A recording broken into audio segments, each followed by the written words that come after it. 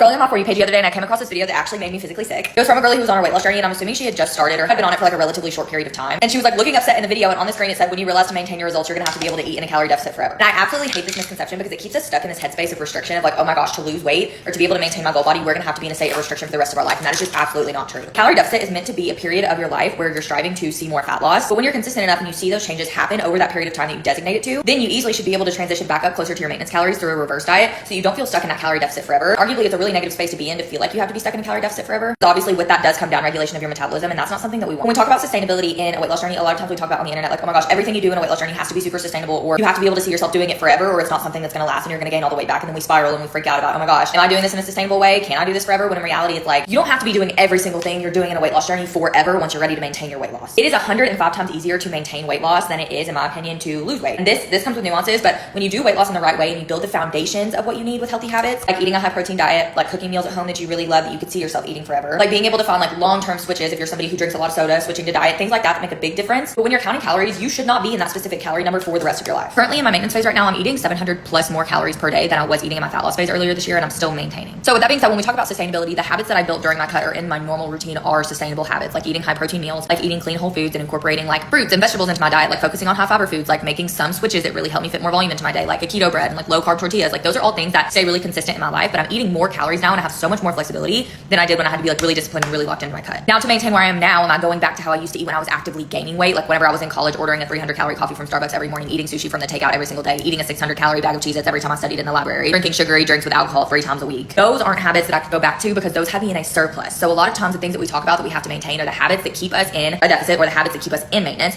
rather than the habits that were putting us into a surplus, that were putting us at the point where we were actively gaining weight. Those are the foundations and the things that you have to get rid of to be successful, whereas you shouldn't feel like you have to be in a calorie deficit for the rest of your life to maintain your results. And a lot of times whenever I see people feel like they have to be in a calorie deficit forever, it's mostly because, not saying this girl was doing this, but a lot of people that I've come into contact with, they feel like they're executing on a calorie deficit and barely getting any results. And so that's what makes them think like, oh, I have to be in a deficit forever to be able to see results because my results are so slow. When in reality, they're just not being super consistent in a calorie deficit, and their calorie intake is actually a lot higher than they expect. Whether that's like it averaging out from higher weekends and then them executing on a calorie deficit like 4 days of the week, right? It looks like in your life, based on your personal experience, that you're in a really deep calorie deficit and that you're not getting any results. And so to be able to maintain that, it's going to take like so much work to stay in a calorie deficit forever. When in reality, it's just like, okay, you're probably just not as locked in to get results as quickly, which means that you're probably somewhere in between your calorie deficit and your maintenance. And that's what's making it feel like you're gonna have to be in a deficit forever. Whenever in reality, if you just lock in and be executing on the deficit that would produce quicker results, you wouldn't feel like that because you can see how faster results can actually happen.